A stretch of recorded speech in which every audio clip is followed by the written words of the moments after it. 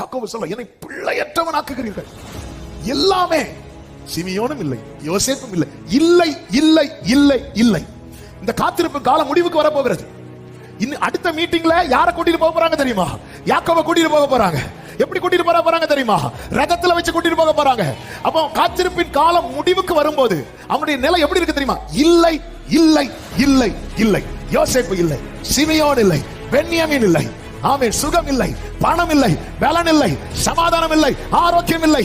இத்தனை இல்லைகள் நடுவில் வாழ்ந்து கொண்டிருக்கிற உன் வாழ்க்கையில தான் கர்த்தர் ஒரு அதிசயமான அற்புதமான நல்ல கைகளை தட்டி ஜீசஸ் என்னை, அதாவது நான் காத்திருக்கிறது வேற, என்னை கர்த்தர் காத்திருக்க வைக்கிறது வேற.